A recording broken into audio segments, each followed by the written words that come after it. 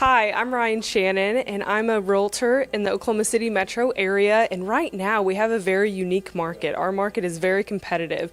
We've got an all-time low interest rate, so it makes it very competitive for buyers to get the house that they want because we don't have a lot of homes on the market right now. So I love helping my clients coach them and give them specific ways to really get the house that they want. We've got a few things that can really make our offer stand out. For example, a house that is listed for about $150,000. I had two specific clients just in the past week that had to offer over $10,000 and plus a couple other things just to get the deal done. We were up against 11 different offers. You know, it's been kind of crazy. We had low inventory before COVID started, and now the inventory is even lower. You got prolonged buyer demand with historic low interest rates. You just got way more buyers than sellers out there in the market. So depending on the price point, it's really, really competitive. Homes are just flying off the market. Just, you know, days on the market here is less than 10, I think, and in certain price ranges, you know, they're just selling so quick. I mean, I don't think that's going to change a ton over the coming months. It might slow down just a tick, you know, in the fall and the holidays, but, you know, COVID's not going away anytime real soon. The Federal Reserve has pledged to keep interest rates at historic lows at least through this year. They've really said even beyond further. So until inventory picks back up, you know, you're going to have more buyers than sellers in the market, so it's going to be competitive. Interest rates are historic lows, crazy, so now's the time to buy and sell. I mean, it's kind of crazy. Like, I have 2 sales in my very first month as being a real estate agent, so. It's been, I guess, in a word, crazy. The lower price points right now, somewhere between 180 and lower. I mean, you can't get in there fast enough, and it's so crazy that even with as good as it is, it's making it almost equally as hard as if the market was bad. From the buyer standpoint. Yeah. So definitely a seller's market.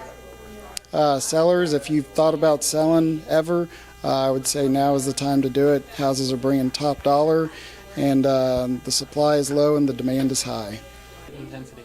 Man, the market intensity right now has been insane. It's probably one of the hardest markets Oklahoma City's maybe ever seen since the beginning of Oklahoma. It is really what I like to call a dream world market.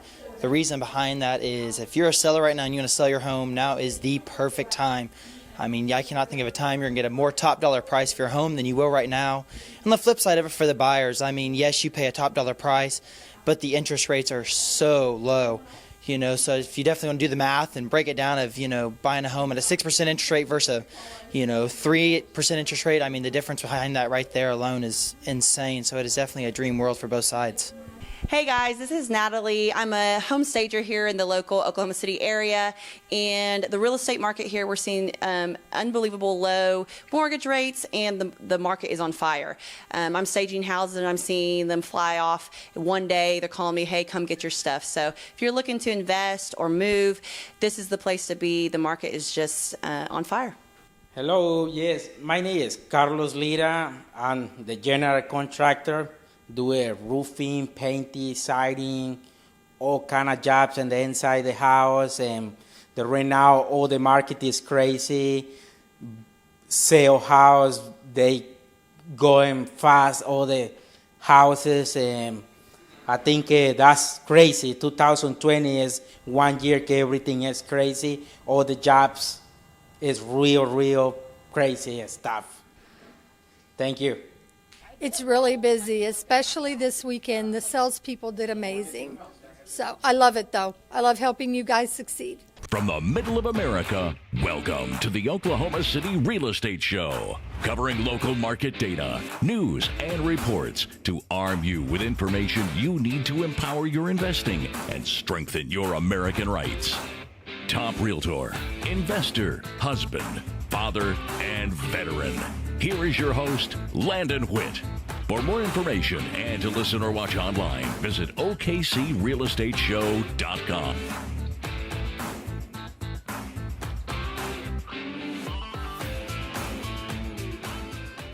Welcome to episode 89 of the Oklahoma City Real Estate Show. It's been a little while since I've seen some of you guys. I want to do a special shout out to the Bay Area. You guys have been so great. Woo, thanks what a fun transaction you and I have been doing, building your portfolio in Oklahoma City during this time. I know you just heard some of these excerpts at the beginning of this episode from some of the agents here at Hamilwood Realty, and just feeling that vibe on the market. Now, this is the #2 real estate company in Oklahoma, so you really get an idea of what's really going on the ground level or the street level in the city. This episode, we're going to talk or do some excerpts from Glen Beck, who was on Fox News, as some of you know, and he's been talking about the exodus of New York City and other Tier 1 cities to the Tier 2 and Tier 3 category, which is Oklahoma City. And we have definitely been experiencing that with calls from folks relocating from California, from Florida, from New York and Maryland and Michigan, and just a lot of interesting, like Chicago, getting phone calls from there, and folks that are wanting to take their money out of stock and put it in real estate. And what a market to do that in, as the linear market of Oklahoma City, okay? You don't get huge appreciation rates, but you get consistent appreciation rates. And you combine that with low interest rates, and now you've got an award-winning combination that could lead you with a good investment in a good middle American city with plenty of land. In fact, a lot of you don't realize there's over 620 square miles of Oklahoma City. Quite a bit of space. So I wanted to share that. Also, for those that haven't seen me in a while, I have been crazy busy since COVID, and the podcast has been lacking. I'm going to start bringing back more episodes as we get more content. I want to also share with you that just because some of these numbers don't quite work at times, when we throw the lower interest rate on, or we throw the other investment options that are on the table, we're still getting a good return on investment. But for those that are looking for BRRRRs during this market, which is the buy, rent, rehab, renovate, repeat, or refinance and then repeat, those are proving to be extremely difficult unless you're working with some of our, wild west wholesalers. So anyways, I'm going to still keep the chat boards open if you guys want to spend time with me. If you are a BRRRR method though, not taking the calls, but if you're looking for turnkey rentals in the Oklahoma City market, please email or sign up for the Calendarly link at the bottom of this video. You can schedule time to talk with me, or if you are a seller in today's market, I want to talk with you especially, okay? As you heard from some of the agents earlier, we're going into multiple offers. I don't even want to show you the market statistics because it's incredible, but what I want to focus on this episode is where is all this going, okay? What's the end game here? With low inventory and low incentive for builders to build more because of risk. They don't really know what's going to happen in the future. So we're not really seeing a whole lot of new orders of new construction. So how do we get around this inventory issue? I've brought up the episode of 3D printing, and many of you have emailed and talked to me about the potential of investing in 3D printing. And in fact, some of you, I may actually be flying out to meet with you guys about 3D printing, and maybe we could 3D print investment properties. That's an idea if we can get past the local regulations and all the things that are involved in that. So investment might get a little bit more entrepreneurship in the next little while when we come to what does rents look like and all these. But one of the things we're going to take from Glen Beck's interview that I'm about to play, look at things like 30% rent reduction going on in New York City. We're going to look at the price values dropping 30 and 40% in densely populated cities like New York City. But then in Oklahoma City, us inversely climbing in values with properties going $10,000 over, $7,000 over, $20,000 over. And those are price markets that are narrow already, like the 130, 150, 160. The McMansions with land, now highly desirable in Oklahoma City and the surrounding area. So the third wave okay? I forget what his name is, but he was the founder of AOL, wrote a book called The Third Wave. And what that was is the first wave was the East Coast, right? You had this huge movement from Europe over to the East Coast of the United States of America, and then you had the movement out west to the West Coast, the East Coast building, and then the West Coast, and now he says the third wave, and this book was written like 6-7 years ago. The third wave is the Midwest, the middle of America, and folks, it's happening. We've been forecasting this now on this show for 3 years now. Here you go. So enjoy this video clip. It's about 14 minutes in length, and I think you really are going to find Glen Beck spot on the money with his forecast of New York. But don't take my word for it. Leave your comments below. I'd love to chat with you.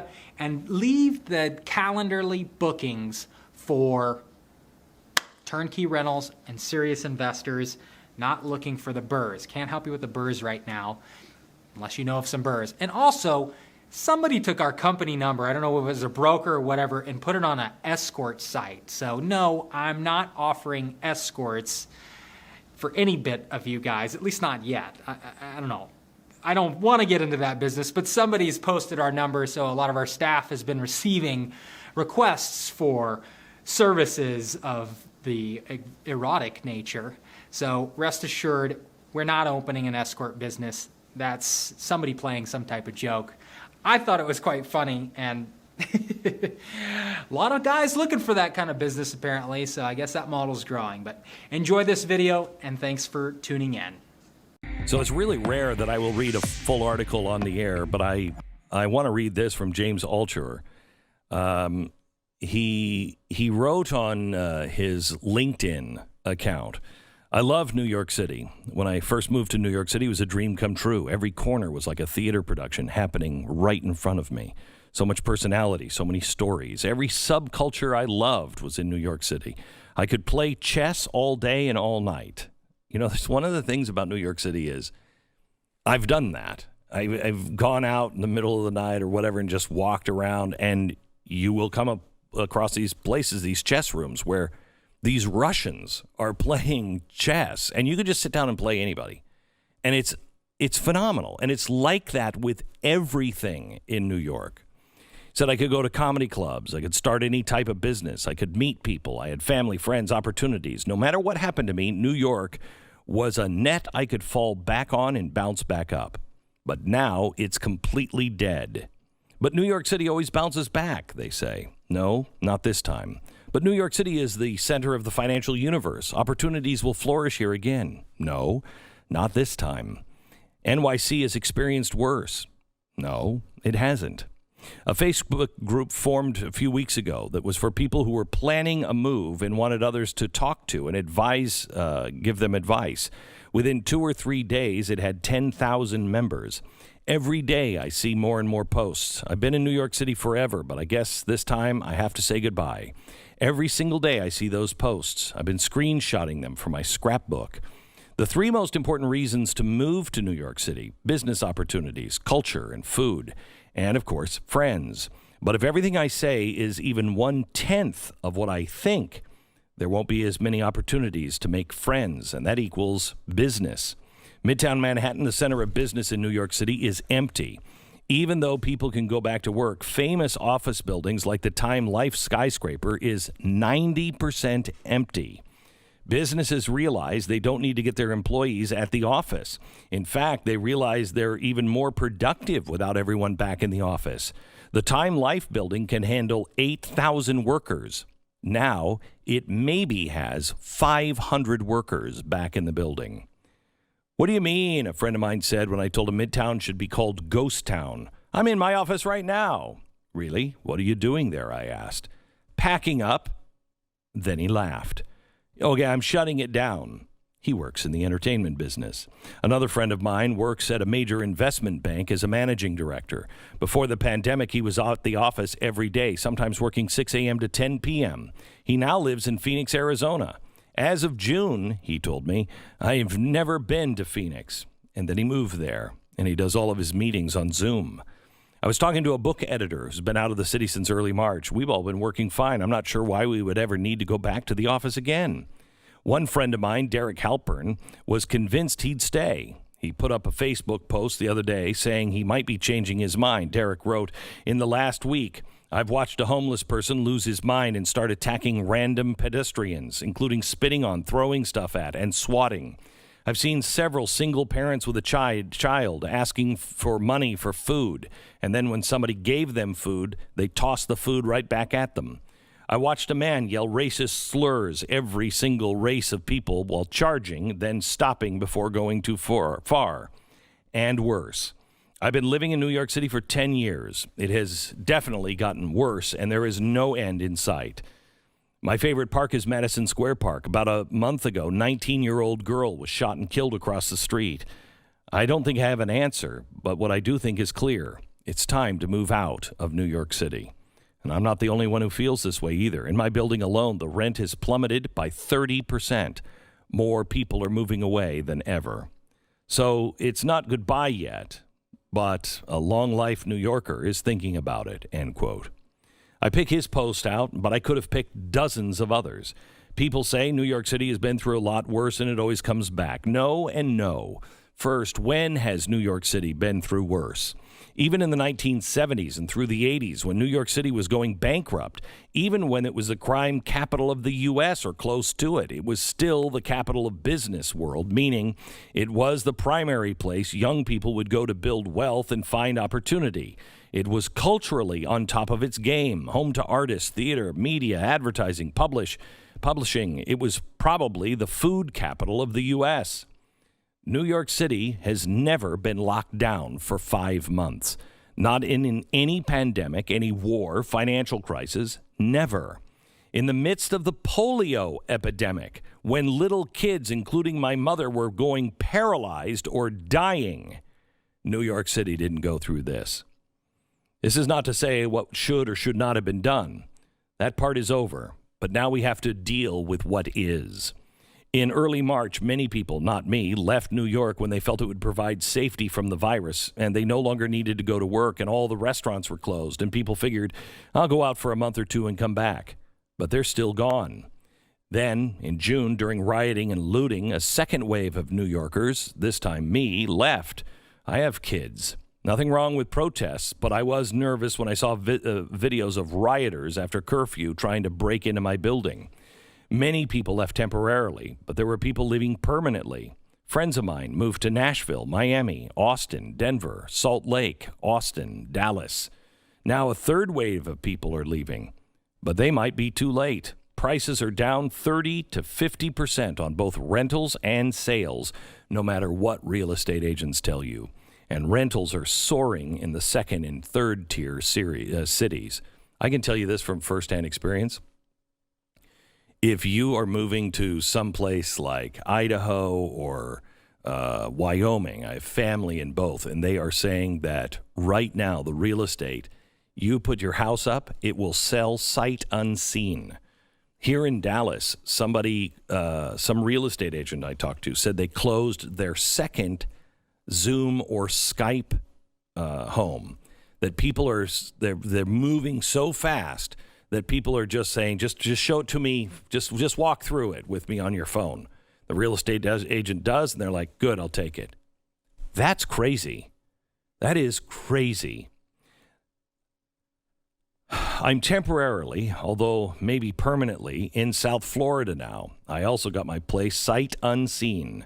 Robin was looking at listings around Miami, and then she saw an area we had never been to before. We found 3 houses we liked. She called the first real estate agent. Place number 1, just rented that morning, 50% higher than the asking price. Place number 2, also rented to New Yorkers. Place number 3, available. We'll take it, we said. The first time we physically saw it was when we flew down and moved in.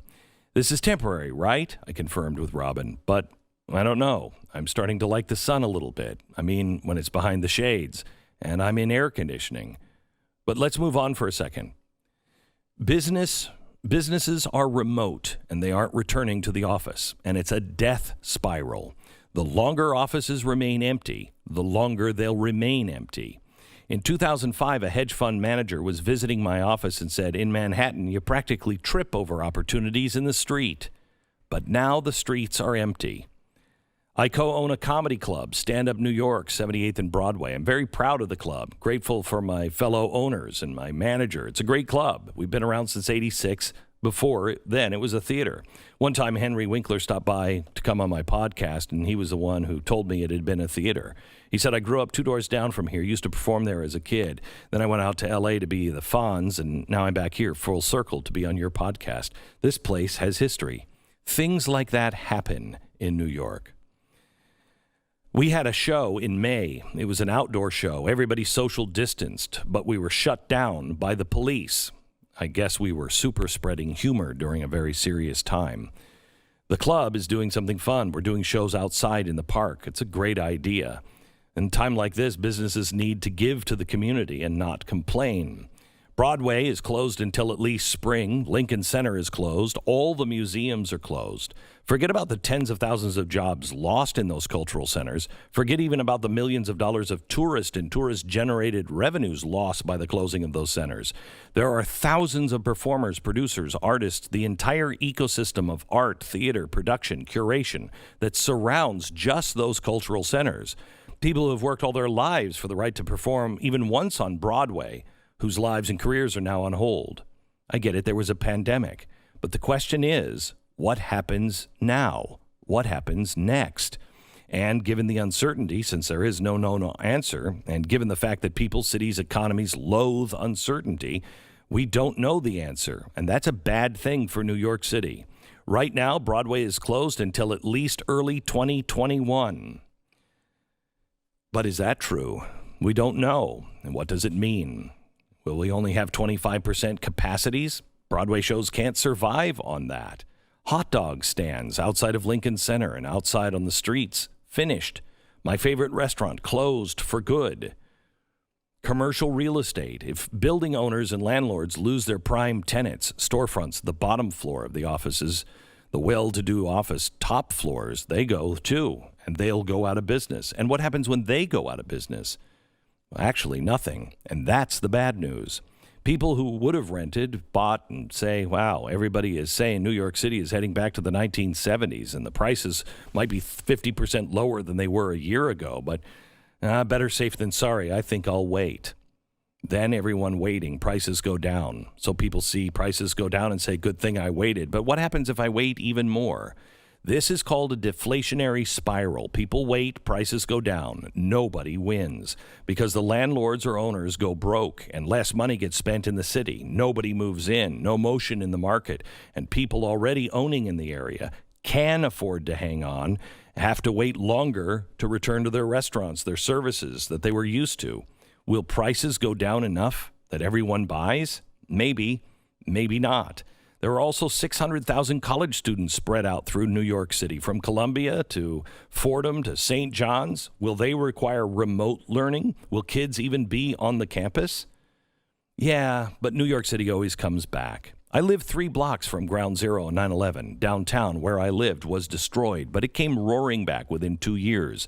And in 2008 and 9, much suffering during the Great Recession, much again hardship, but things came roaring back. But this time it is different. You're never supposed to say this, but this time it's true. If you believe this time is no different, that New York City is resilient, I hope you're right. I don't benefit at all for saying this. I love New York. I was born there. I lived there forever. I still live there. I love everything about New York City. I want 2019 back. But this time it is different. The difference is bandwidth. We now have meetings on Zoom. 20 megabytes per second. That's more than enough for high-quality video. Before, we couldn't remotely work. Now we can. We're officially AB, after bandwidth. And for the entire history of New York City until now, we were before bandwidth. It goes on, and I highly recommend that you listen to it, or you watch it, or read it. It's from James Altucher, and he is a great, great podcaster. This particular piece was written for LinkedIn, and it is New York City is dead forever, and here's why.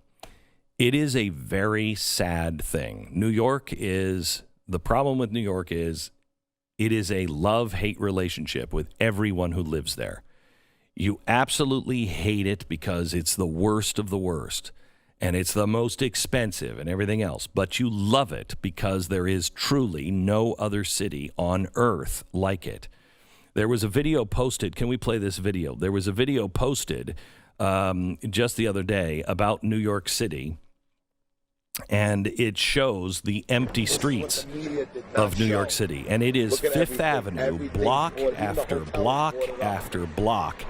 Everything is boarded closed, not because of COVID, but because of riots and looting. It's now a very dangerous city, and nothing is going on. There are no shops to go into, no museums, no shows.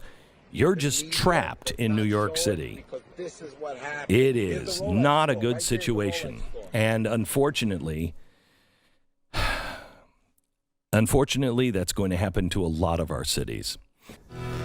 For more information and to listen or watch online, visit OKCRealEstateShow.com.